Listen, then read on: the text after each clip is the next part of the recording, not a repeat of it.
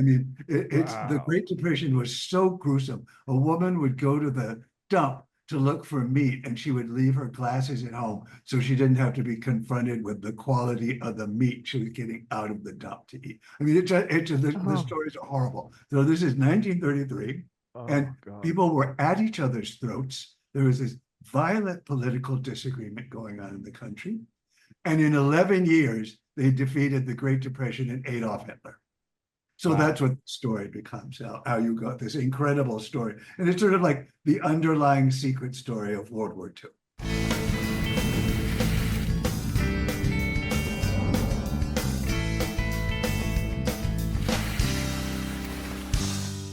Good evening, how are you? Hello. How are you hello. doing? Welcome. Welcome yourself, sir. Wow, wow, I love your background. See, I Oh, always thank you. compliment people's backgrounds when they're good. Oh, I okay, love. there's Broadway out the window. I guess you can't see much of the reflection. Oh, you're in New York? Uh-huh. Oh, wow, I didn't know that. Oh, that's fantastic. Well, I'm in Vermont and Rena's in LA. Oh, goody. Vermont doesn't have any cities. We're just in Vermont. Oh, the last time I went to Vermont, there was a big thing about the lesbian goat cheese. Every farm was fantastically progressive lesbians, and they're all competing with the goat cheese, and it was delicious. Oh my And God. high regard for the dairy products of Vermont. Is that crazy or is that not? No, there's nothing better than Cabot cheese. Okay, great. Oh, that's fantastic. Um, Rena's going to tell you about the introduction that she's going to say. And you can tell us if there's anything that we're wrong about or left out. Just so Uh, we can rewrite it. We'll probably record it later, but we just like to get your opinion on it at least. of course. That's fantastic.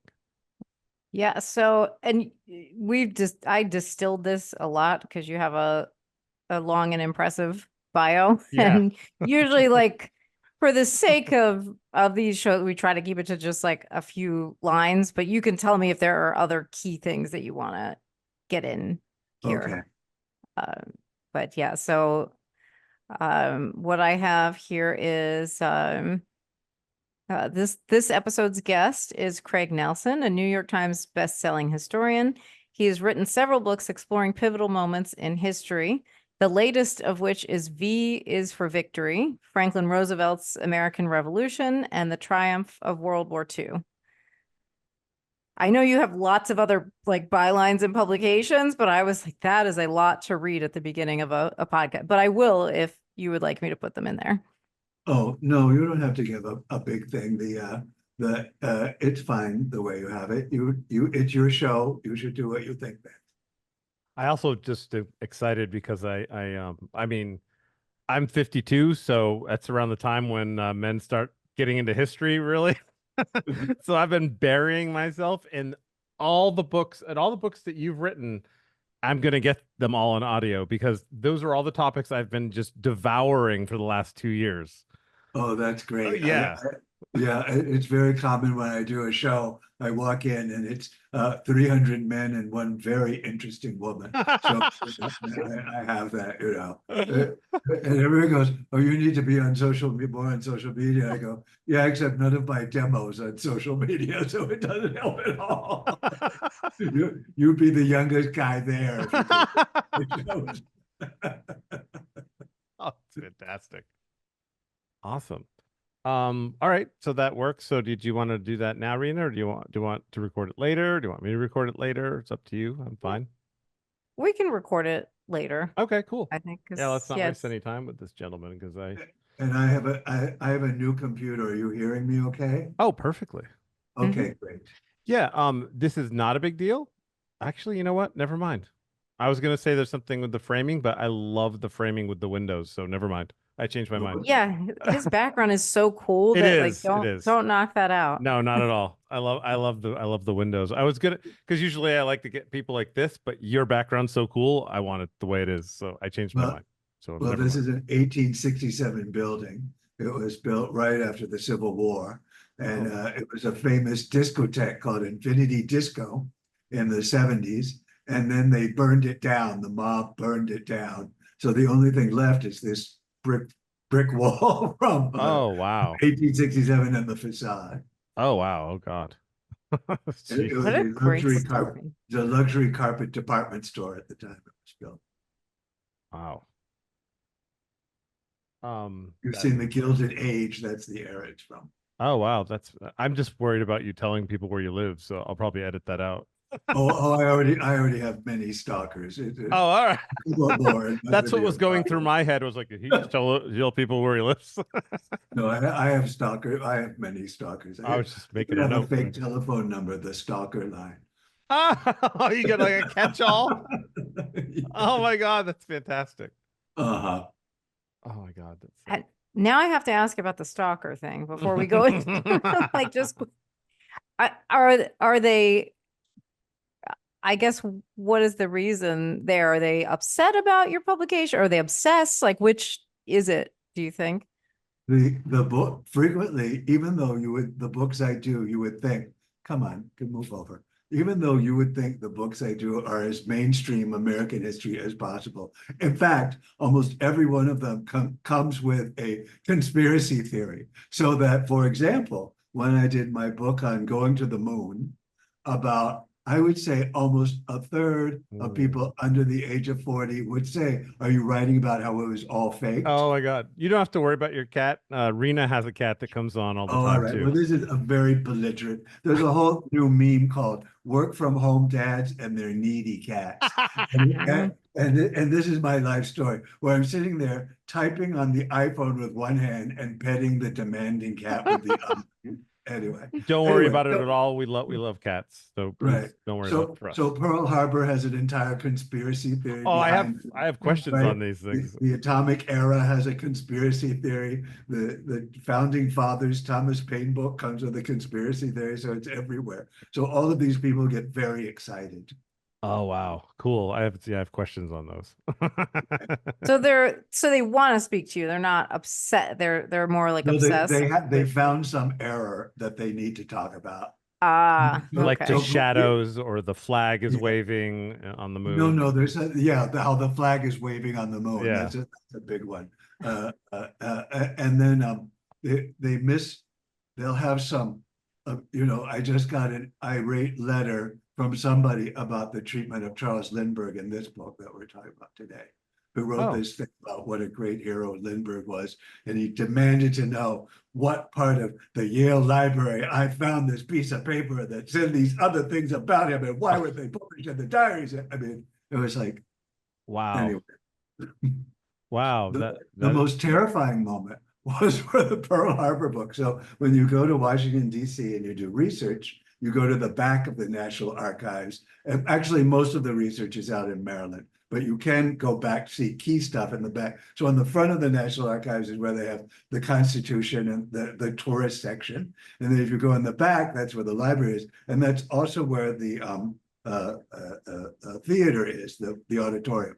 So I did a talk on Pearl Harbor at the National Archives auditorium, and I'm signing books at the end. And all of the security is in the front with the Constitution. They're not and this completely deranged person shows up, and he's purple and screaming and screaming and screaming. And that was like the only one who I thought was really dangerous. Wow. Yeah, people get really, really upset when they believe something, and you challenge it in any way with facts or anything. It doesn't Right. matter what it is. And I'm trying to take this material that's been covered by many, many people and give it a new perspective and come up with new things to say and have a completely new and different point of view. And that drives people crazy. Yeah, I saw this thing on how history is a way that history is told is very interesting because say you had a room where something significant happened and one person was watching it, just a couple feet away, someone can be watching it and write almost a completely different take on the situation. And then somebody over there, and that's one of the ways that I've heard about anyway, is that they verify history is when they take a whole bunch of different perspectives, you squish them together almost like witnesses in a crime, and you go, okay, what are the things that match? And what are the things Right. that nobody said? And here's something that three people said. And I find that that's also fascinating.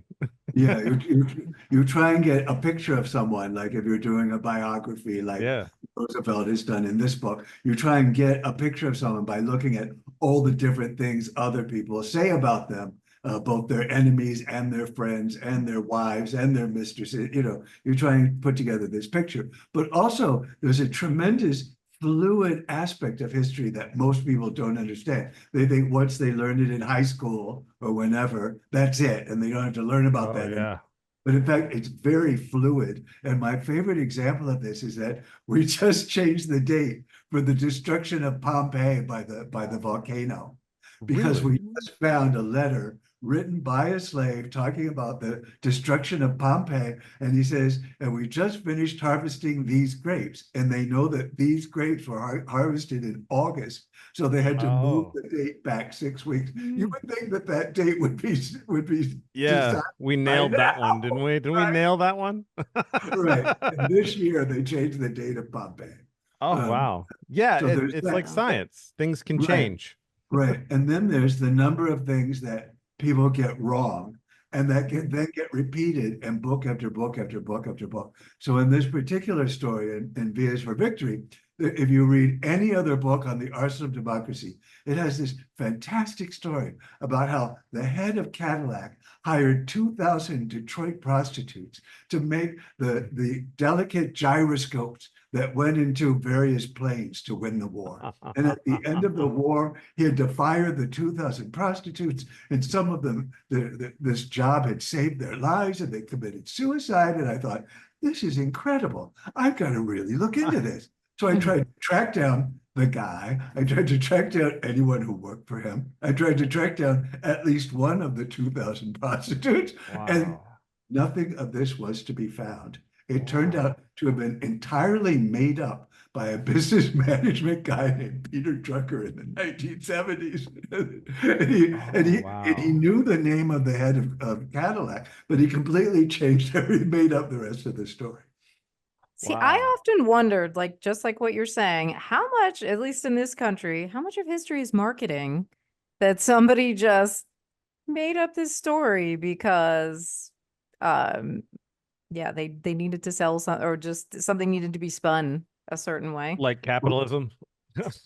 right. Well, in this way, it's the fact that if you read this story, you think this is fantastic, and you see it in all the other books, you think I'll put it in my book too. And then it's like telephone or gossip. It just gets repeated over and over and over again. And that's what's the alarming thing that happens. Do you think And, that and it's happened to me over and over again in my career. do you think that's like do you think that has anything to do with the Mandela effect, or do you think it's a completely different thing? Like, I mean, something's got to make the Mandela effect happen where everybody remembers something and then when you really look into it, they were wrong. You know what I mean? Like, you think that's kind of like what happens? Like a bunch of people write about something.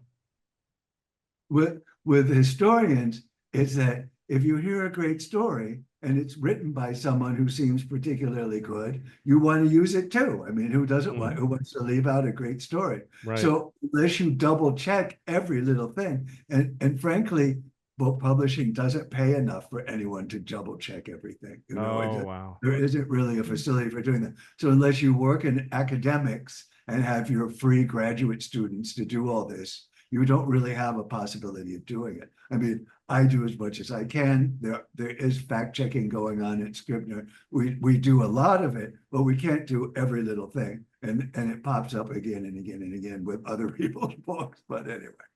Huh, interesting. Do you think do you feel like AI will end up helping with that, or are you not a big fan of AI? I think the big problem with AI is what jobs it's going to take away from people. Yeah. Like if you want to go into web journalism, the big entry point, right, is making listicles, you know, best ice cream stores in California, or best ice cream stores in West Hollywood, right? And that's an entry-level job for a lot of journalism. Well, that's going away the minute AI comes out. I mean, why should anyone have to be paid to write those things? So once you start taking away all of that, then what gets left? And it's a shame to me. Yeah. Rena? I use AI quite a bit, and it's never been successful. So Really? Oh my God, that's discouraging. Jayson, because AI is terrible. Like I work in web journalism, and I do not like AI. I'm not a fan. Every time I've tried to use it to like actually be helpful, it's not. It's and then I found out I saw an article in the Washington Post about how much energy it consumes. Yeah. And now Does. that's like all I can think about is how much energy that we're using, that we're already in a precarious situation with the planet and the state of things. And I'm like, so really, humanity, we want to spend all of this energy for this computer program that's just going to take people's jobs and is not really adding value. Right. We just had a great joke about that here. New York is under one heat wave after the next. And, you know, we don't get out of our cars and get out of our houses and go into our air conditioner cars and go. So it really has a dramatic effect when you sweat through all your clothes waiting for the train and the subway. But anyway, so Con Ed is sending out these notes saying, try and use as little air conditioning as possible between 9 a.m. and 10 p.m. And so I was saying, yeah, well, AI sucks it all up to make a girl with 3 tits. We do it cold in our apartment. I thought that was very good. Yeah, right. I mean, that's it's funny. It is such a good point. It's like they're telling us to like not use a lot of energy to cool ourselves, but no, it's fine. Suck it all up in these data centers. That's fine. Hey, but in the long run, it's going to help everything. So No, it's not, Jayson. No, it's not. You got to be positive, and it might be listening. So, well, but AI is doing exactly what I just said about the people repeated the fake story over and over again. It's going to pick up all the fake stories and repeat them. Yeah, no, I hear you. That's definitely when it's something important, double check. I say, but AI has helped me a lot in a lot of ways. But I'm also not a writer, and you guys are writers, so I'm sure it's different when you really, really know your topic and you're not like I'm doing blogs and stuff, like little things here and there, or posts or emails or sorting or organizing things. If you use it for a little tiny thing, it's fun. Yeah. You ever try and use it for a big thing, it's completely useless or it's wrong. I've had the same problem. Like I wanted to write a how-to book on how to make a podcast, and I probably could have done it myself easier because it would just go off on weird tangents, and I'd be like, whoa, rein it in. I think everybody with a good podcast should have a podcast school.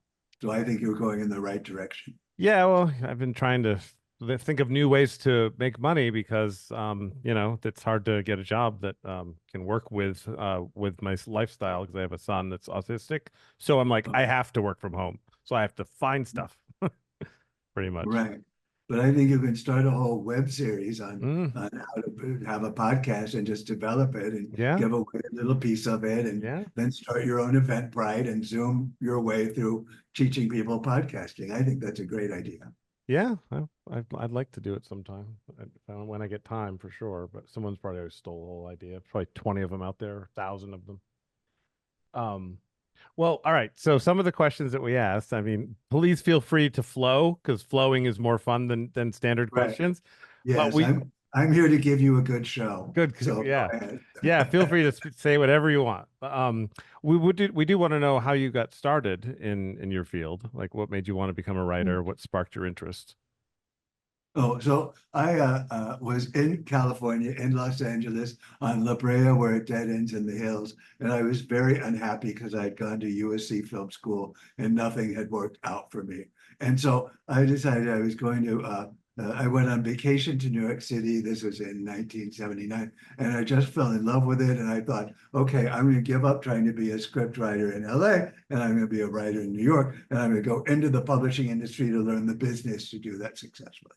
So I went to Harvard Publishing School, and then after 67 interviews, got my first job and worked my way up. Wow. And for 20 years, I loved being an editor so much that I just didn't bother writing any of the books. And then when I was 50, I lost my job and I needed to come up with some way to make a living. And the people who are essentially the commercial historians, the famous historians in America, have no academic background in history at all.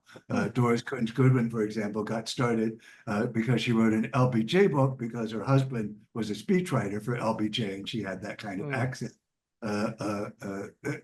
There's only a couple who actually come out of academia.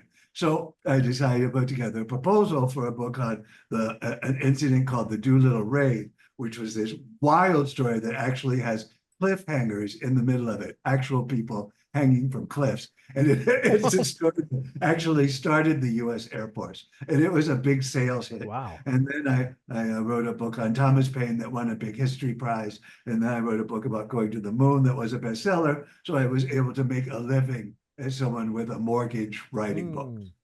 So that was really it. I really did it to it. And I love doing it. I love setting up a little PhD program for myself with every book I have to do. Before this book, I didn't know that much about FDR. Now I know quite a bit about it. Anyway, Wow. so I put together an entire research project and I research these things until I die. And that's how I write these books. Interesting.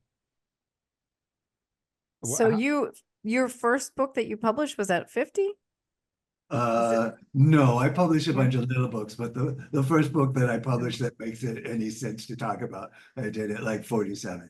I mean, that's, yeah, it's inspiring for people also that nowadays you have to keep reinventing yourself and often Yes. even more rapidly. Yeah. So Yeah. I think it's always good to hear stories of people who continue to be able to. I'm famous in yeah. publishing because before I did books with celebrities and then I became an acclaimed historian and they said, this shows us you can have a second act. And the number of people who were book editors and then switched, there's like 4 of us, one of whom being Toni Morrison. So, so she's up there, but Stacy Schiff is another historian who used to be a book editor and just a couple more who really switched careers entirely. It's very strange. Is FDR as awesome as I've heard? FDR is the greatest politician in American history, and I mean that in every sense of the word. He could be a real monster, and he could also be the greatest guy you ever met in your life. And it's wild to have this person who used the same technique to defeat both the Great Depression and Hitler. Really? And to see that come together by looking at his entire career. So let me just give you the background of this book. It's a funny story. So I was trying to figure out what to do next, and I did 2 World War II books already. I didn't really want to do another one. And but I was talking to a military analyst, and he goes, on the battlefield, logistics eat strategy for lunch. And this is an existential threat because all military history books are about strategy. All right. The general said this, and the pilot did that, and the lieutenant did this. It's all about strategy. And I thought, well, this is a bizarre idea. So then I came across some article, and it pointed out that Joseph Stalin toasted the assembly lines of Detroit twice for winning the war. This is the secret weapon that won the war. Joseph. So I thought, well, this is odd. And then I realized that when you read World War II or 1940s history, they go, and then the Oslo democracy came along and the miracle of American production and ta-da, the war was over. But they don't really explain how this happened or where did this miracle come from or who made this miracle? And then I realized that there was this giant split going on, that people who wrote about World War II didn't write about the New Deal and vice versa. They were like 2 entirely different groups of people that didn't even speak to each other. Interesting. And when I went back to the New Deal, I found all the things that Roosevelt did that ended up being the strategy of logistics and production that won World War II. So basically, this book, Views for Victory, starts in 1933 when Americans are at their worst moment in their history. People are sending their children, are pretending to be dead so orphanages will take care of their children. Wow. I mean, the Wow. Great Depression was so gruesome. A woman would go to the dump to look for meat, and she would leave her glasses at home so she didn't have to be confronted with the quality of the meat she was getting out of the dump to eat. I mean, the stories are horrible. So this is 1933, and God. people were at each other's throats. There was this violent political disagreement going on in the country. And in 11 years, they defeated the Great Depression and Adolf Hitler. So Wow. that's what the story becomes, how you got this incredible story. And it's sort of like the underlying secret story of World War II.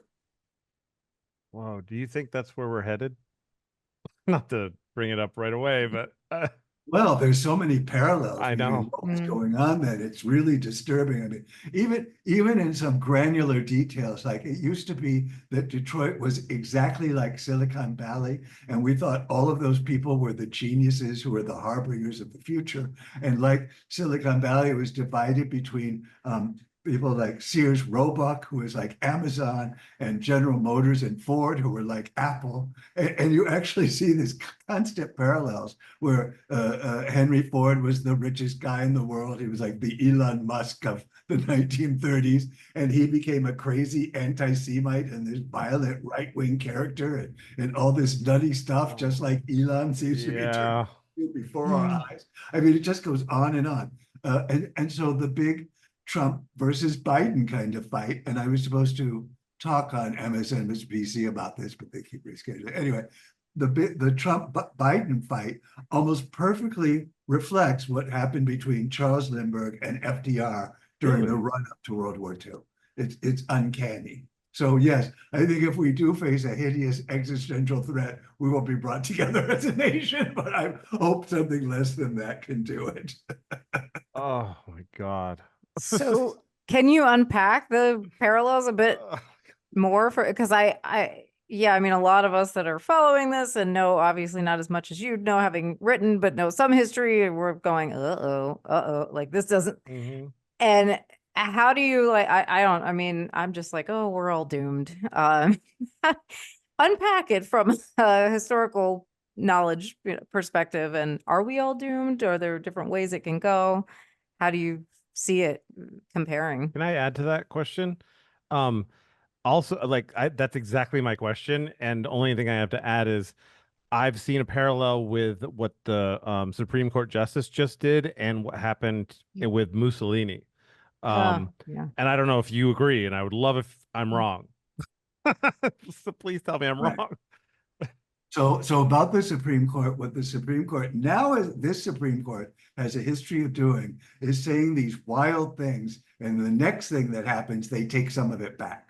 All right. So this has happened repeatedly, but there is a aggressive, we know everything quality to the right-wing side of the Supreme Court that's really a problem because they don't know it all. They're not doctors, they're not physicists, they're not scientists, they're not chemists, and they're making all these judgments about these things like almost like a real a super Congress in a certain way, the way they're handling it. But there's going to eventually be blowback when their laws, when their rulings get screwed against them. And we know that's going to happen, right? Because it always happens. There's always unforeseen consequences when you decide to go wild. So anyway, so eventually they're going to have to claw some of this back. They're not going to be able to just go crazy all the time. But so what happened in the Great Depression was that the stock market dropped 85%. The banks failed left and right, and the president seemed to do nothing about it at all. He really didn't know what to do, Hoover. At one point, he was so hated, at one point, he asked an assistant if he could borrow a dime. The story goes, he asked an assistant if he could borrow a dime to call a friend on a payphone, and the assistant said, here's 20 cents, call both of them, two friends, right? So this is going on. And when Roosevelt comes in, he immediately starts having fireside chats, and he starts drawing Americans around him. And in his first fireside chat, the entire banking industry in the United States is about to collapse. So if you're really worried about now, just go read something about the 1930s and you'll feel a lot better because things were so much worse then. Yeah. Anyway, so he goes on the radio and he says, you know, keeping your money in a bank is much better than keeping it under a mattress. And when you leave it in a bank, the bank can use it for other things. They're not just running off with your money, but they can't give it all back to you all at once. And you've got to stop being so afraid all the time. We need to come together as a nation and stop being scared about every little thing. And that night, the Treasury Department stayed up all night and all day and all night to try and figure out where they needed to send money to shore up banks that could be saved.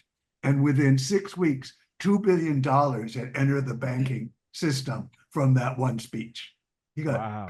he got $1933, $2 billion saved the banking industry with that one speech. Wow. So he had this incredible oratorical talent, but he also had a management style of throwing everything he could at a problem. He would take anybody's ideas and follow them. So one of the things that really failed in the Great Depression was something called the NRA, which was a coordination of the nation's businesses and the labor and labor unions and the federal government to try and have this sort of state economy, national economy. And it didn't work, and it was a big mess, and the guy running it was a drunk. So it didn't work at all. But he basically resuscitated it for World War II, and that became the pattern for the arsenal of democracy. But getting back to your question, so Charles Lindbergh was the greatest hero in America. He was probably the only American as famous as Franklin Roosevelt. He was the first guy to fly nonstop from New York to Paris. He won this huge prize. He came out of nowhere. He could not get any insurance to cover him for that ride. He flew alone. He used celestial navigation, which he did not know that well. Oh. He had been an airmail pilot before doing it. It was really a great American come from nowhere kind of story. And he was so famous that he was hounded by the media and they drove him crazy. And then his little boy was kidnapped and murdered. And he decided that this was America's fault. And he sort of lost his mind and he's moved his family to Europe. And in England, they met a lot of rich, right-wing kind of people who were sort of pro-Nazi. And he was taken to the Nazis and given a demonstration of their Air Force. And they snowed him. They made it look like they had much better technology and a much more sophisticated Air Force than they actually had. And he turned around and made a public announcement that at any moment, Germany can attack London and Prague, and there's nothing the rest of Europe can do about it. And then he came back to America and said the same thing. And so in the middle of this, he becomes, just give up. Hitler's going to win. There's no reason to fight him. And he thought he was doing a good thing saying this. He thought he was being heroic in keeping America from going to war. But Roosevelt, almost alone in the country, saw this threat that was rising in Germany. And especially after the English and the French kowtowed to Hitler by giving him a piece of Czechoslovakia, he decided that something had to be done. So Roosevelt went to the military and said, I want you to build 300 planes right away, and I want you to make enough planes to satisfy our defense of the Western Hemisphere and supply Britain and France and any other allies we have. And the military says, we can't possibly do that. There's no way it can work. So he gets Morgenthau, the head of the Treasury Department, to do it instead. But within a year and a half, the United States is producing 3 times as many planes as they did beforehand. Wow. And this is the beginning of the arsenal of democracy that will win World War II, the coordination of these efforts. So what happens is that Lindbergh and Roosevelt become these antagonists over whether or not the United States should step in and help England and France and the remaining democracies against Germany. And at this point, Americans are terribly hostile to helping Europe because they thought we were screwed in World War I. They thought we were connived into going into World War I, that nothing changed about it, that American lives were lost and money spent and nothing was helped. So we were very, very hostile against helping the Europeans again for what became World War II. Hmm. And so Roosevelt did this entire giant campaign, and this would be, I wish the Democrats would pick up again. He used surrogates. He was paralyzed, so he was used to this. He used surrogates to go out and point out problems with the other side, and the other side being Republicans, a group that became the America First Committee, mostly under the figurehead of Charles Lindbergh. And they were anti-immigrant, they were anti-Semitic, they were racist. They were like almost perfect analogy to what's going on today. So he did this multi-pronged approach using fellow other Republicans, the more radical edge of his own party, a huge spectrum of people going out and publicly campaigning on his behalf for things he wanted to do. And he built it up little by little until he finally got to a program called Lend-Lease, where he got Americans to manufacture stuff and then lend it to Britain and France. Well, then France was defeated, and the Soviet Union, to help them keep going until America could build up enough of its own industrial resources that it could enter the war. And he wasn't expecting to enter the war at Pearl Harbor, but that's what brought us. Okay, so then you just answered one of my questions. So you don't think FDR knew ahead of time about, that's another conspiracy thing about FDR knew it was going to happen and he just let it happen so we could go to war? That's right. that's That conspiracy was begun by an America First, one of these right-wing okay. operators. And no, he had no idea. In fact, he had a terrible problem because he didn't have enough of it. We didn't have enough of a military to fight 2 wars in 2 places. We didn't really have. He was doing everything he could to not trigger an attack from Japan. He knew that there was something up and they were on the move, but they didn't think they would possibly attack Pearl Harbor, which was considered the Gibraltar of the Pacific. We had 100,000 servicemen in Hawaii at that point. Oh, good. I'm so glad I know that now. So many people say that. I'm just like, really? Because he was so, there was a tremendous racism about the American attitude towards the Japanese, and they didn't take them seriously as a threat. So in fact, he wasn't even in charge of negotiating with the Japanese. He gave it to his Secretary of State, Cordell Hull, who was like raised in a log cabin in Tennessee and believed that, that if a country traded with each other, they would never go to war, which we found out is no longer true. But anyway, so that's how little he thought of what was going on in Japan. And it wasn't at the last minute that he thought something like that. Wow. Okay, good. That's one conspiracy theory down.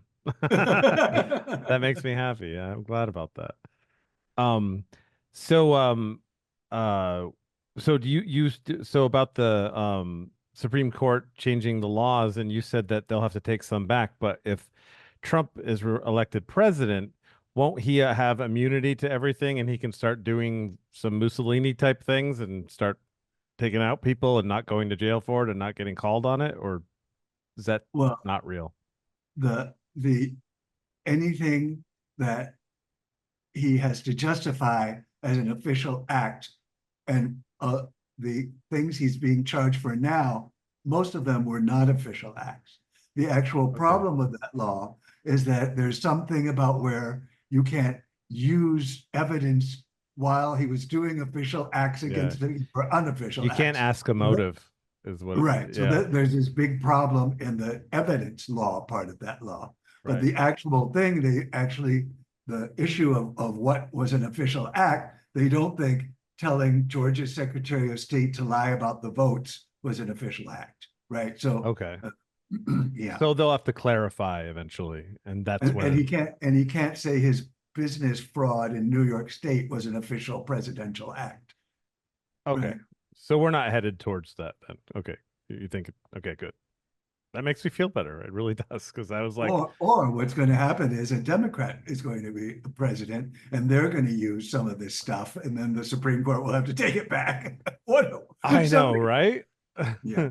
Do you think the Democrats have enough nerve to do that? Because I feel like they don't have the nerve to do it. Not that I'm advocating using this terrible new tool they gave the president, but I feel like that they wouldn't do that for some reason.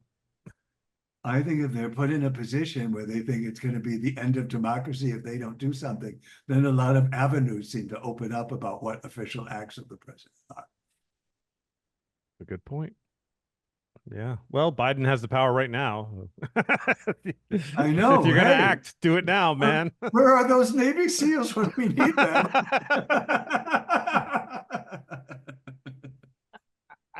I love you. You're so.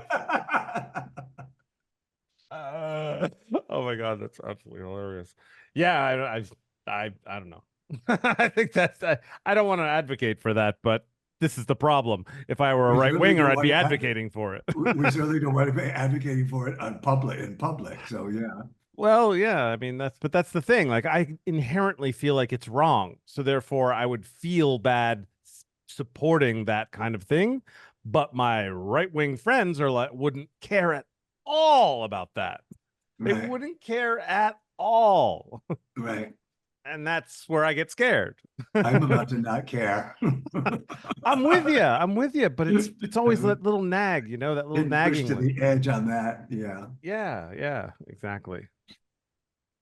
I could talk about World War II all day. Rena, do you have anything? Because I'm gonna.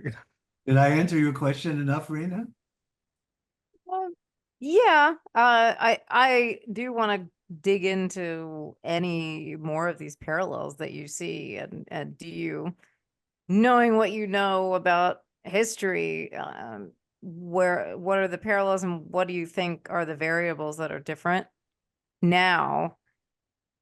Because we do have social media, and I don't like there's always been misinformation and things and political cartoons and all of that, but not to the degree and the at which it can spread and how everybody can get access to it, and more AI with deep fakes and everything else.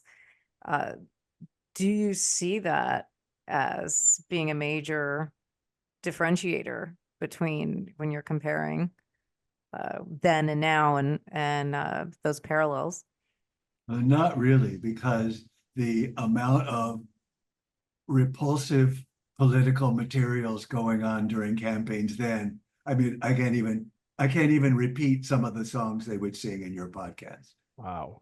Okay. So you can look at them in the book, or you could go read about them elsewhere. But frankly, if you want to hear the most racist, sexist, horrible stuff you've ever heard in your life, go listen to campaign songs from the 1930s. Wow. Yeah. So almost nothing they could come up with. I mean, and you can say that we're having a horrible deterioration in belief of institutions. Like I now hear many people on the left complaining about the mainstream media too, right? So if no one believes anything that's ever published, then what do you do? But these people would listen to Father Coughlin on the radio saying the most racist things you've ever heard in your life on the radio. And he was on CBS. I think he had an audience of 10 million or something like that. So there wasn't even an attempt to be honest before in the good old days. So that's interesting. As horrible as everything that we see going around, you see it as tamer. Well, I see it as part of a historical tradition in American politics. Okay, so like a cycle almost. How do you feel about historical cycles? Do you think they have any credence? Like when they say, "Well, this is what happens. You start off here, you get a capitalism. The capitalism collapses, and then you have the fall of an empire, and then a new empire joins." Like, do you think that's real? Like, are we on our way out of end stage capitalism and the fall of the American empire? Well, there's actually a theory that Roosevelt, as much as he was attacked as being a socialist and a communist and all this stuff, saved American capitalism by coming up with Social Security and all these other things he came up with. That he was the one who ended the sort of Gilded Age era of run-amok capitalism. And you can see, as far as that question goes, you can see a history of regulation rising and falling, and socialism or sort of European socialism style rising and falling as the country goes. So you see the 1950s, it rises again after FDR in the 50s, and then it's contained somewhat by the Great Society programs of Lyndon Johnson. And anyway, it comes and goes. So in that case, there's two great things about history. One of them is you can look back and see a situation that's just like things are today, but much, much worse. And we like to say that if someone imagines that there was a golden age in the past, then either they don't know what they're talking about or they have a very good imagination. There was never a golden age in the past, or if it was a golden age for some people, it wouldn't have been a golden age for you. So there's that issue, but there's also the fact that you can look at the past and you can see where people who had it much, much worse than us in any possible sense of the imagination, like muddled through and came out okay on the other side. So there's always a reason to be hopeful. That's that whole thing about I'd rather be a poor person today than a king 400 years ago. Sort of. Yeah. Yeah. You live better now as a, I guess. Right. Or longer anyway, maybe. I don't know. I just heard that if the quality of happiness in life that you actually felt as a king isn't as good as someone that would be like, in poverty now because of Well, the just time. because of bacteria killing drugs. Yeah. Just because of antibiotics. Right. I mean, like when I did my Pearl Harbor book, one of the wild insights to me was finding out, so we have 100,000 soldiers and sailors stationed in Hawaii. The median age is 18. And the reason it's so low is because in the 30s, you could get into the Navy at the age of 16, but because it was the Depression, 14 and 15-year-olds were getting into the Navy because you had 3 hots and a cot, you had a place to sleep and hot meals, and the pay wasn't great, but at least you got taken care of. And what that means is that when we saw Pearl Harbor, when the attack on Pearl Harbor happened, it's a bunch of little kids running around. Wow. It wasn't 40-year-old Ben Affleck. It was a bunch of 16-year-olds. Wow. And so you read these stories about Pearl Harbor about, one sailor was trying to chase a Japanese Zero on a bicycle. Well, if he's 15, of course that's what he was doing. Wow. Right? So this is like you find out these one things totally opened your eyes to that. What we don't have 15-year-olds in the Navy today. Right. Wow. Wow, I did not know that at all. I did not know that. I mean, I figured 18, 19, 20, 21, somewhere in there, but wow. Then during the Founding Fathers era, the whole reason they look so strange to us is that everyone living had survived smallpox, and they all had like craters in their face. And they covered this up by using white lead. So all their faces are covered with white lead and talcum powder to cover, and that's why they have this ghostly like complexion. That's what they're using to cover up the smallpox. Secondly, during the Founding Fathers era, so many children died before the age of 8 that you would wait a little while to get attached to the new kid. Like that I knew. Like sometimes you wouldn't even give a new kid a name for a couple of years because they just assumed that it was likely they were going to die. Oh God, yeah, I can see how you'd start doing that because it'd be so painful. So right, don't get used to them. So everyone thinks, that the median age, that people live to 40, and that's not true. They would either die at 8 or they would live to 80. Wow. The median age always keeps going up, but it's not actually the lifespan that's going up. It's the fact that you survived being 8. Oh my God. Oh my God, because my son's 7, and I'm like still like, oh, not yet. You still got some time, kid. But wow, that would be terrible. And I think that one of my other favorite history things is that when they wrote marriage vows that we'd stay together till death do us part, the the median age of dying was like 28 or something like that. So it wasn't that much of a promise. Yeah. Right. That, and I'm sure plenty people died during childbirth Yes. too. Yeah. Oh, So yes, of course. yeah. Oh, yes. Yeah. Oh my God. Oh my God. That's so depressing. All right, so everything's not so bad. We're not going to suddenly all become fascists. Like the country isn't going to take over. Going to be another Germany. We're I think we might have civil war, but I do have to say that if their side has rifles, we have drones. So, and you know, the missiles on the drones are very expensive. So if you could encourage people to sort of gather together with the rifles, that would be good. we also control the ports. Yes, exactly. But I mean, I guess you're also who's going to be on which side, right? Like we're assuming that the side that has the big weapons is going to do the morally correct thing. Is that the assumption? Well, I have to say, I feel I've done a lot of work with the military, and I have to say they are pretty tremendous from my point of view. You know, they have their $800 toilets and all that kind of stuff. But the people I've worked with have been really amazing. So I really trust most of the military. I would say I trust 75%. It's good. That's a good amount. Mhm. Yeah. Yeah. Now, what if the president is a president that's going to side with the right wing and orders the military? What that seems like it's a problem. You don't have to follow orders if they're against the court laws of justice. Fantastic. That's a good answer. I like that answer. Yeah, that's optimistic. Thank you. Like, This just feels too optimistic for me. yeah, she's not very optimistic, but I'm with you. I'm with you. I like this optimism. I really do. Because I'm always the way I feel is when people where I used to feel and I'm starting to feel again, thank you, is that when things get really, really bad, even the rich people want to survive.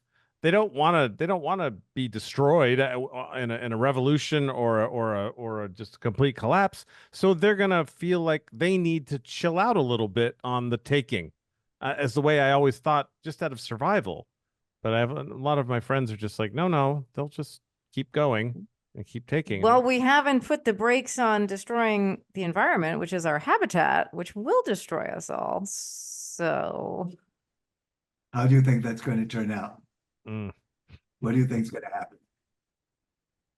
how do I think is Yeah, gonna, yeah. I don't think that I know enough to accurately predict, but I am not hopeful just given the nature of humans. And I listen to, I've heard a lot of doom from other folks who are like either journalists or like even Chris Hedges, who's one of my favorites. I think like he's always fighting the good fight, but I don't get the sense that he's overly optimistic about how things are gonna go. And yeah, the thing that concerns me the most really is the environment, honestly. Like because I think everybody is like has kind of unplugged, disconnected, no matter what side you're on politics. People are not grappling with the fact that this is a huge problem and like this is our habitat. And if we don't stop consuming these resources and destroying at an alarming rate, it doesn't matter who has what political ideology.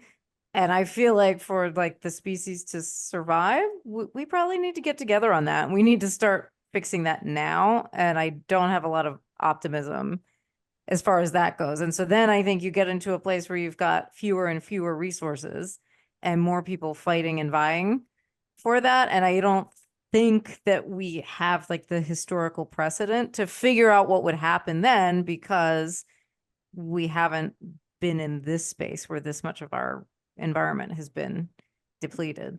Right. Except that all we need is for like little tiny things to change and it's going to have huge repercussions. Like, for example, when people in red states realize the Chinese are going to beat our ass on wind power and solar power and all these things, and they want to be competitive with that, and they want to have that business going on in their states instead of holding on to coal. That one little change, that little tiny change. Do you want to compete with China or do you want us to follow behind China? That one little change could have a tremendous impact. Then, if they're able to come up with a way to have safe fusion power, not fission, but fusion power, that could dramatically change things because that's a purely clean form of energy if it starts to work. So I have slight hopes that these little things might happen and suddenly a big problem might be reversed. Maybe carbon capture technology will improve. Maybe, there are all these little things in the works, and all we need is 2 or 3 of them, and things will be a lot better. Okay, so greed will save us. Yeah, why not? All right, I agree. If it makes money, You want China to beat our ass in windmills? Is that what you want? Exactly. Is that what you want? You want us not able to make a windmill because China's making all the windmills? Is that what you Yeah, I hear want? China has the best windmills. Yeah, that might work. Yeah. Yeah, well, America's not #1 in windmills. What? Well, that was actually a secret from FDR. He would say, maybe you don't want to help China, maybe you don't want to help England and France and the Soviet Union, but do you want to make a lot of money? Okay, Yeah. we do, said American industrialists. Oh God. Wow. We just need the right language and manipulative tactics to kind of drive everybody where we need them to go. Yeah. Let me tell you one of my favorite personal history stories, okay? Yes. When I was a little boy in Houston, Texas, there were still segregated bathrooms. And I saw, colored washroom, and I thought, and what is going on in there? And I lived to see a black man become president of the United States. Okay, that's pretty great. Yeah. Yeah. And I'm 69. It took 63 years to go from the Wright brothers flyer to landing on the moon. Shorter than I've been alive, it took to go from basically a kite that you can control to going to. Can we bring up alien technology? Is that? Oh, I wish. When are we getting that alien technology? Well, that's a big theory of how could you go from the Wright brothers to landing on the moon without some kind of intervention? I don't believe that. I'm just saying these are some of the things that you hear. Oh, right. Yeah. And The great line about that is that, it took 400,000 employees to get to the moon, the entire NASA program with all of them. And Armstrong did make a funny comment. He said it was easier to go to the moon than it would have been to fake going to the moon. Yeah, it's so true. I totally agree. I never thought that those people were sane. I think they're just having fun. Like, hey, let's believe this for a while. Yeah.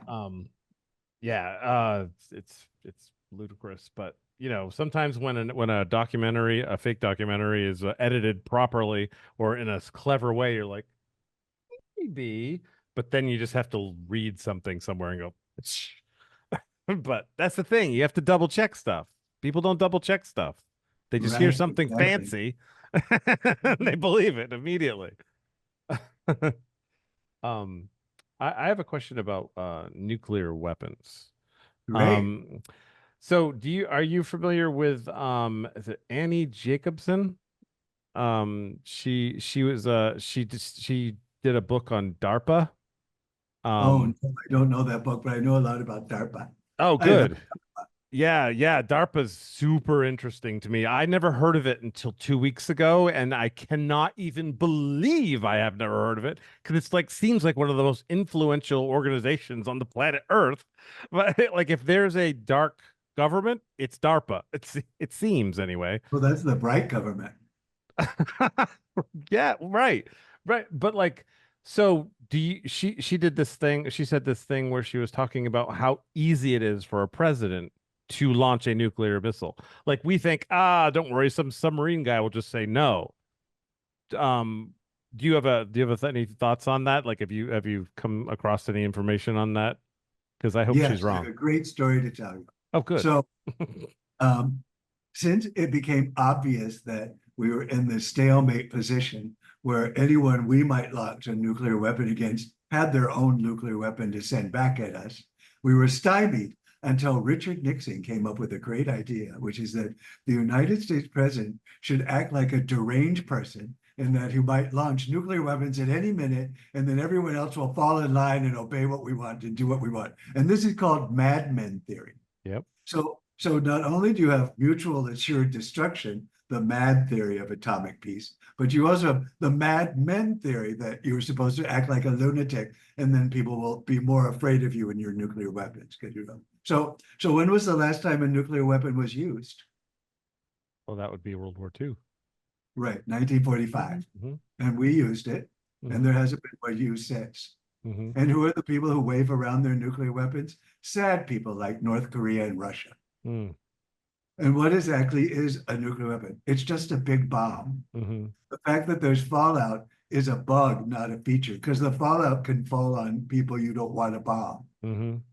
If we bombed Western Russia, a lot of the fallout would fall into Europe. And we don't want that to happen. So there are all these issues with that. Conventional weapons are worse than nuclear in a lot of ways, Mm-hmm. because the radiation part of the nuclear isn't a significant deterrent. We've just made it up as it is. In Japan, only 3% of the people who died from the nuclear attacks died from radiation. Oh, wow. So it's really, and in fact, the actual big problem are satellite attacks. If someone takes down our GPS, we are as fucked as if we had a nuclear strike. Wow. Yeah. So there's many other things to be worried about than nuclear. Okay. So what are the top things that you're worried about then in that, now that you're mentioning it? An economic attack, because if you disrupt how people get food and electricity and directions on their phone and all this other stuff. So if you took out GPS, it would have cataclysmic repercussions in the United States. If you did attacks on infrastructure, like on electrical power supplies, it would, you would have to, if you could take out a lot of the electrical supply in the United States, it would be much worse than what you could do with nuclear weapons, unless you're able to cover the United States in nuclear weapons. You see what I mean? Because you could wipe out so much of the country by taking out so much of their electricity. Wow. Yeah. What would being in Los Angeles be like if you had no power? Oh, yeah. Oh, my God. Yeah. Right? And you're not in a place where you can like access things in nature and like get your resources. Everyone would be looting the store. Yeah, and then once the store runs out, if you don't have GPS, you don't have power to get stuff to the store. Yeah, it would be pretty terrible. Wow, yeah. Yeah, I thought about that a few times with the whole like if the grid went out, like I just thought like, oh, my whole communication would be gone. It would be me and my son Luke. Right. And my neighbor, who I don't know, who I'd probably know pretty quickly. Mhm. I'd probably know everyone in my building really quickly after, we'd all probably have a meeting, like how would that be? And we were like, and when would that happen? Or we would just think for like a day, oh, the power's going to come back on, because you wouldn't have any news. Mhm. Yeah, that's crazy to think about. It would just be So speaking madness. of Luke, I should tell you that I'm pretty sure Neil Armstrong is on the spectrum, and I'm pretty sure almost everybody at NASA is on the spectrum. Yeah. So there's someone he needs to look up to, and just look over there. I know. I completely agree with you. I have a whole group of stalkers on the spectrum, so I know something about it. What? Are they the good stalkers or the bad stalkers? There's an entire group of people who are super into NASA, and they constantly are attacking NASA, which I didn't know about when this all started happening to me.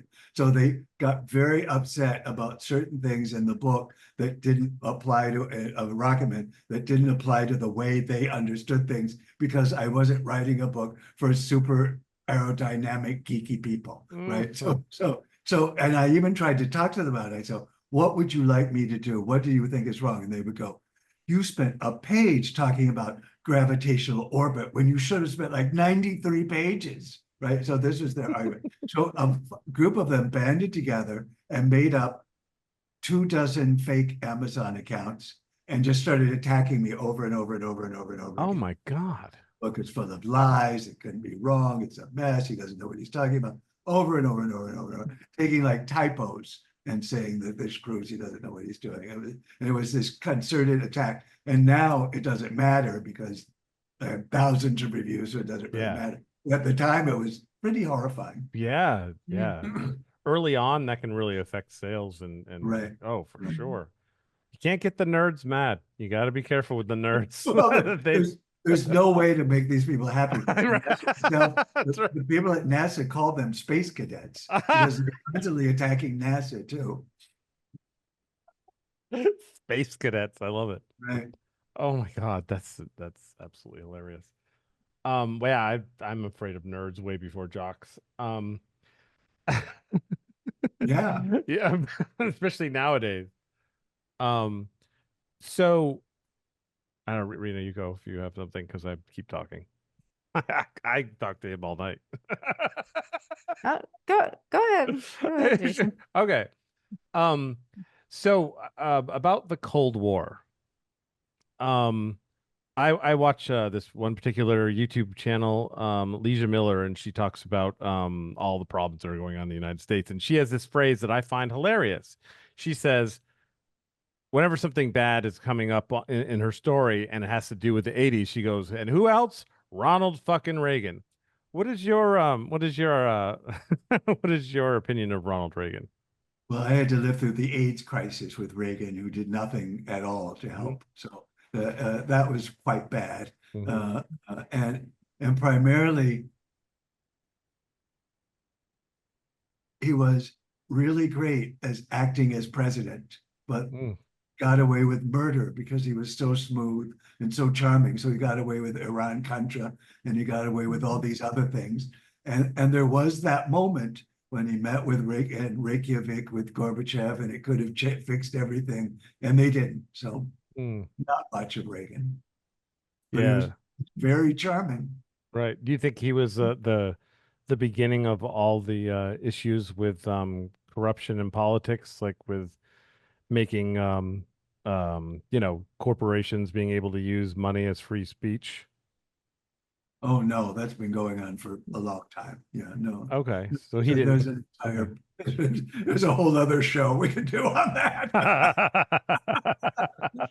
No, the amazing thing to the Cold War for me is how, like I'm sure you both saw the movie Oppenheimer. Okay, so the thing that they really mistook, both in the book and in the movie, is that when Oppenheimer was running Los Alamos, everyone was terrified of Hitler getting the bomb. And all of these people, most of the scientists, were in fact Europeans who'd fled Hitler and knew how sophisticated the German scientists were and had many reasons to think Hitler might get the atomic bomb.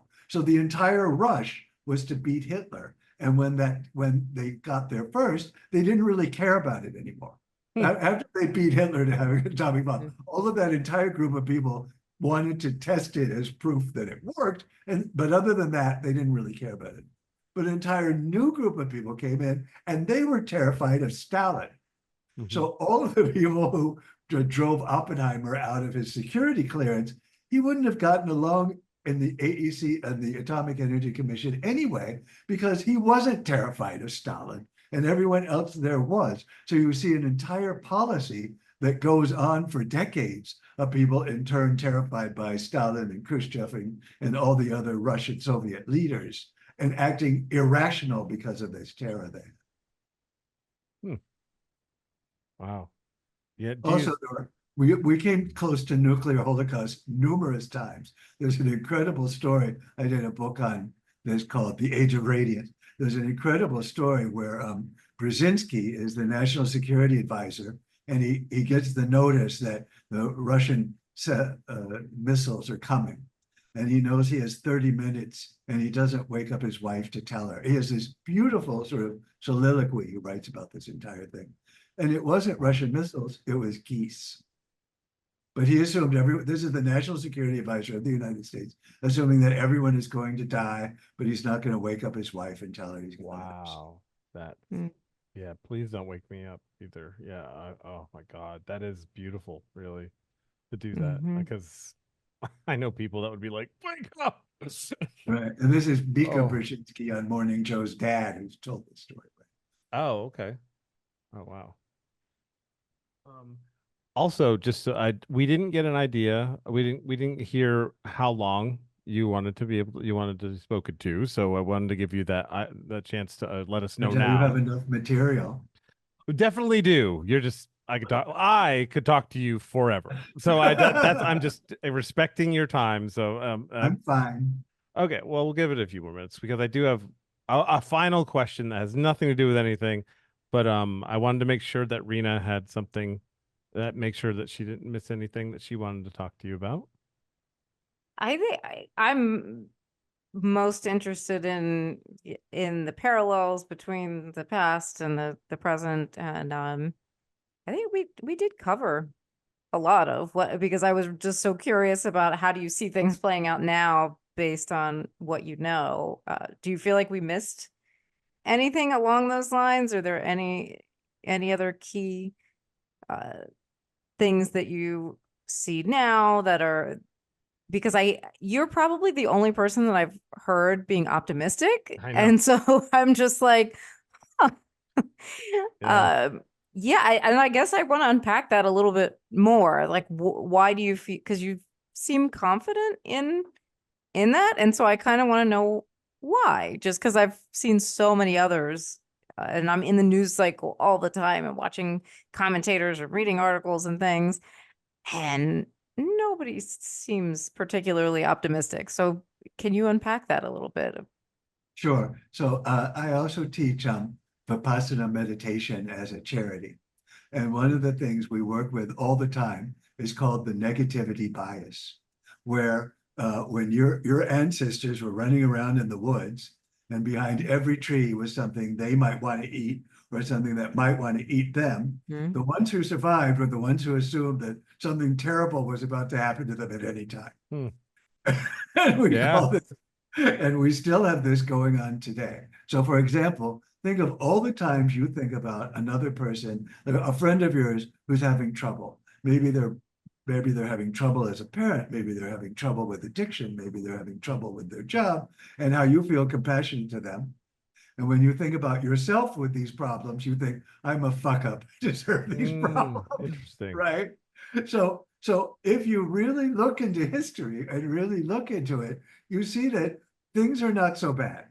And that the stuff we're so upset about, our economy is pretty good. People are living pretty well. You know, the sort of like fundamental issues are not so bad. But you get a lot of page clicks by bringing up terrifying things. Right. So there's a constant drive, especially on cable news and the internet, to make people terrified.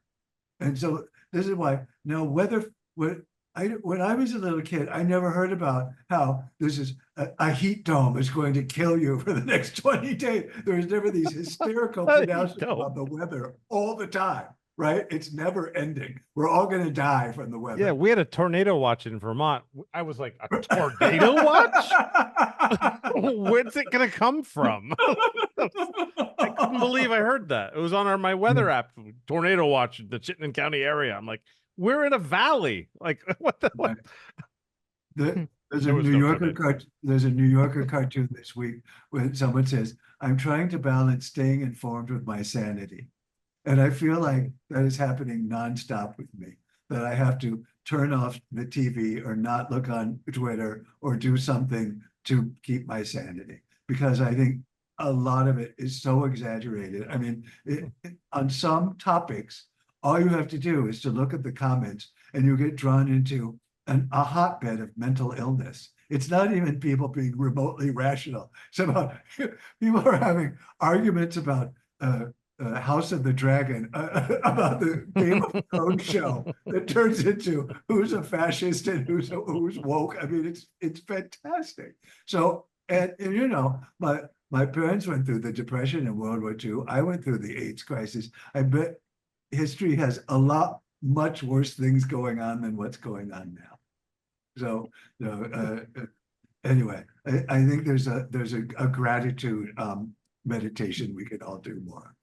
That's fantastic. I mean, I do think though a lot of people are hurting in real ways. Like when you look at housing, when you look at inflation, I mean, I certainly feel it in my finances, in my expenses, and so I think there's something to be said about that. Right. And When I first moved to New York, but we didn't have cell phones yet, so my landline phone broke, and it cost $30 to replace it, and I didn't have $30 in cash to pay for the phone. I had to put it on a credit card because I made $9,000 a year, and I had no benefits, and I spent 10 years scraping by. So I know what it's like to be poor. I've had 2 partners die on me. I know what it's Oh, like to God. be widowed.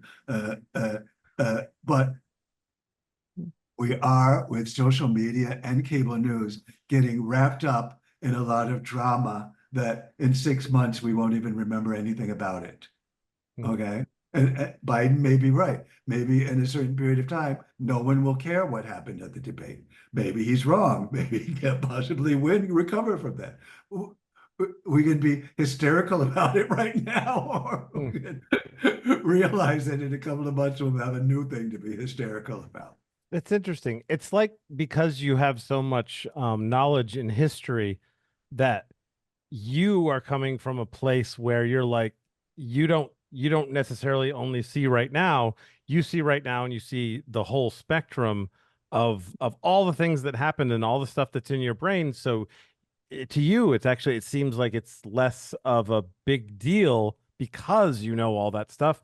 Whereas if you're not as educated in that, you hear about things in the past, but they're usually sound bites and stuff. But now things are always here's something, here's something, here's something. And there are definitely people suffering, of course, but there were always people suffering. And overall crime is down. Overall, and on the world, in the world, famine is down. But I feel like there are still should be people that are fighting for better because Oh, I of feel like course. there's a yin and a yang to the right and the left and the bad and the evil and the good and the. I feel like if one side decides to give up, it'll go too far the other way. Not that I can figure out what the hell the too far left is, but there has to be that struggle. It seems so. Right. When I go to the Apple Genius Bar, I like to finish my business by asking, so I have one more question. Should we be satisfied with what we have, or should we always be striving for more? So I completely agree with you. Yeah. But I also don't think you should let current events, as in what happened in the last 12 hours, make you morbidly depressed. Give it some time, in other words. Chill out and give it some time. No, that makes sense because you're right. I'll go right on and get pissed and like go right to post and everybody's pissed. And I don't even remember what that post was about like 2 weeks ago. Right. Yeah, I mean, that's a good point. But I also have balance because I teach meditation to women at Rikers, which is our jail here. You Mhm. probably heard of it. It's for Oh, the yeah. sort of notorious. And these are women who are literally at the bottom of the heap. Yeah. They're probably there because of something a man did, or they're probably there because they can't pay bail, right? And that's why they're in jail, right? Right. And just have a kind man show up and be nice to them for an Yeah. hour is a big deal for them. And Huge. so it gives me a lot of perspective to see this sort of edge of society. Wow, that's incredible. You do that? Wow, I can't imagine anything. I can't imagine being in jail. I don't, to me, it sounds like the most horrible thing ever. Because it's oh, it's very good that you do that and that those yeah, that's people are able to have that service because we treat people so terribly in our jails and prisons that I mean, you could quite literally be saving people's lives. Just the chance to decompress for a little bit might make the difference between, how that day or week went. It's tremendously rewarding. I can't tell you how thrilled I am to be doing this. I go once a month and they all ask all the other teachers, when is that crick coming back? It's really fantastic. wow. Well, I have a final question. The first thing I wanted to say was I'm sorry about you losing 2 partners. That you said it real quick and that's It was a while ago. I know, but Yeah, it's a big deal. recent. Yeah. It's a big deal. So but what I wanted to ask you, it's kind of off topic. It's a way we like to end the show. It's hypothetical, and I'm super interested how a historian will answer this. Um, picture yourself where you are right now, and through the door, someone bursts in, and they look exactly like you. They have your clothes on, except they're disheveled and they're dirty and they're maybe a tear or so. And he comes up to you and he says, "Come with me right now. I'm from the future." What do you do? Go. Good. Me too. What's No, the worst that could happen? I don't know. Rena's got a lot of questions. She's like questioning herself. That was so instant. I think that's maybe the quickest that somebody has said, yeah, go, other than you, Jayson. That someone has said, yeah, I go. I see no reason to say no. I obviously have something important to bring him to my attention. Well, my mother was the head of special education for the Houston School District. So at a very young age, I was introduced to people with unusual mental health problems. Mhm. So the worst thing that could happen is it's the kind of people I've been meeting my entire life. Is this person who says they're from the future. So that would be the one. Interesting. So is there anything that you want to mention about your books, or something that you're going to be doing in the future that's important, or something you want to get out? Yes. What book do you think I should write next? Oh my God. I think you should write a book. I had it earlier. I had an idea for you. What was it? Oh my God. I did. I swear Please I did. email me if you can't remember. Oh my God. I'll think of it. I was all night. I'm going to think of this and I will email you. What was it? Oh my God. I had an idea. What was it? Oh, ha. I watched this great YouTube channel called The Y Files. And what they do is they tell stories from the past in the way that the conspiracy theory is. So he's very dramatic and he tells it like it's really, really true. And at the very end of the story, he goes, "But is it true?" And then he debunks the things he could debunk. And it is so fascinating because WHY files? it's yeah, the WHY files. And he just ignore the little cartoon fish. He'll grow on you. But he is fascinating and the stories are fascinating and they're all conspiracy type things, and he always debunks them at the end. And I find that to be very compelling, and I think that's something that if a writer wrote that in that way about a really important topic, you'd get the people that believe in the conspiracy theory, and then they're so hooked in the whole book. At the end, you're like, but is it real? And then they can choose whether or not to listen to read the rest of it or not. And are they going to want to complete it? Are they going to want to learn something? Or they want to stop right there? And just don't tell them. Just don't tell them that's where it's going. When you were kids, did either of you read books called Choose Your Own Adventure? Yes, I did. I wrote one. Right. So, I wrote one in so that C. might be a fun way to do one of these books. But there is one issue, and that is that there's now a social studies called conspiracism, where they're looking at why people want to believe these things. And it's sort of a sad story because the big issue is that it's much more pleasant to imagine puppet masters pulling the strings of big things happening than chaos. Right? It's more pleasant to imagine the mob was involved in the JFK assassination instead of that it was just a little creep. And so this is sort of and when you start looking at it that way, you start seeing that really is the basis of everything. That it's always that this person did it, and there's always someone you can pin it on, instead of that all this chaotic stuff happened and then this happened. Yeah, well, that's the thing, though. They would be pulled in with that, and then at the end, you ground them. I see. No, I'm definitely gonna go look at that channel. Trust me. It's a great channel. He's fascinating. Great. Well, that's wonderful. And when we after I'm done editing it, we'll put your links and to Amazon and wherever. Actually, I saw you had a link to a local bookstore. Where would you like your link to get your books from? It goes to Indie Books, and then you can put in your zip code, and then you can buy from your local bookstore. Fantastic. I'll put that link in. Nice. Yeah. Oh, that's great. Wow. fantastic. I thank you so much. You bet. Thank you for having me. Yeah. Thank you wow. for being here. This was And have a wonderful evening in New York. You too. You too. All right, Stay cool and dry. Enjoy your power while you have it. One little zinger at the end. Bye now. Yeah.